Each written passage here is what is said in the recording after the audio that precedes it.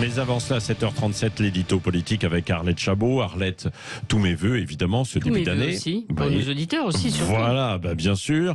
Alors, à propos de vœux, Emmanuel Macron les a présentés aux Français samedi soir, les invitant à se rassembler, à éviter, je cite, l'esprit de division. Il a parlé aussi, évidemment, des réformes, qui est la réforme des retraites qu'il veut mettre en place. Certains disent déjà que cette année 2023 est l'année de tous les dangers pour le président réélu, Arlette. Il faut dire que cette année 2023, c'est l'année utile pour le président de la République, le gouvernement et la majorité. C'est ainsi qu'elle est présentée. Parce qu'en 2024, on entrera dans une autre séquence. Il y aura des élections européennes, il y aura aussi les Jeux Olympiques. Et puis après, ce sera trop tard pour entamer des réformes fondamentales. Donc, dans les 6 mois qui viennent, le président de la République va concentrer toutes les réformes difficiles.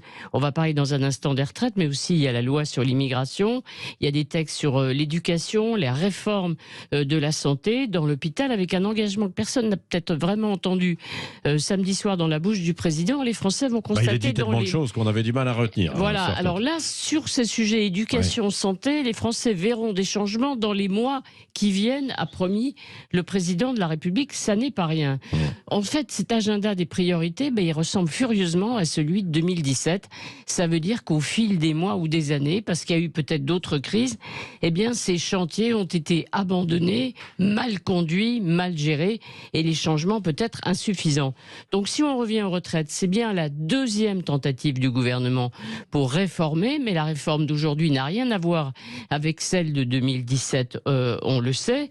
Celle-ci a été déjà décalée à 2 reprises, de septembre à décembre, de décembre à janvier. Officiellement, ce sont des replis tactiques pour permettre à la première ministre qui conduit le projet avec le président de la République de continuer la concertation. A-t-elle une chance de faire bouger les syndicats? Personne ne le croit une seconde. Tous sont opposés au report de l'âge de départ à la retraite. A-t-elle une chance d'élargir les soutiens politiques? Personne n'y croit non plus. Tout repose sur la bonne volonté des Républicains qui, a priori, sont favorables au report à 64 ans et qui ont l'intention aussi de demander au gouvernement de prendre des mesures précises, notamment sur les basses retraites, le niveau le plus bas, et qui va monnayer très cher son soutien éventuel au projet gouvernemental. Oui, et du côté des oppositions, parce que janvier va être chaud, a prévenu par exemple Jean-Luc Mélenchon.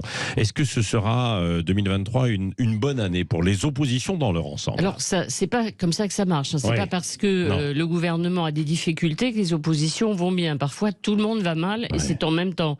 Mais c'est vrai que ce sera un test pour les oppositions cette année 2023 aussi. La gauche, oui, mobilise déjà. D'ailleurs, il y a une date de mobilisation qui est déjà fixée au 21 janvier par la France Insoumise. Mais on se souvient qu'au mois d'octobre, la marche contre la vie chère n'avait pas obtenu le succès escompté par la gauche. Vous savez, il faut dire de manière générale que les Français n'obéissent plus comme ça aux consignes. On l'a vu dans les derniers mouvements à la SNCF, on le voit aujourd'hui avec la grève des médecins. Ce sont des coordinations qui mènent le jeu et qui décident. Quant aux Français eux-mêmes, on verra bien ce qu'ils diront, comment éventuellement ils se mobiliseront. Il y a plein d'éléments qui vont entrer en ligne de compte. Il y a bien sûr la réforme des retraites, il y aura aussi la hausse des tarifs de l'énergie, il y aura l'inflation. C'est ça qui déterminera ou qu'on dira un éventuel mouvement. Donc personne ne sait ce qui va se passer. 49.3 pour le gouvernement, censure à l'Assemblée. Que fera le Rassemblement national? Pour le gouvernement, il reste l'arme évidemment de la dissolution.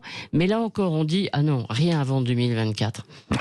Merci Arlette Chabot. Et puis évidemment, vous revenez tout à l'heure à 9h-20. Nous en parlerons avec vous de tous ces défis qui s'annoncent.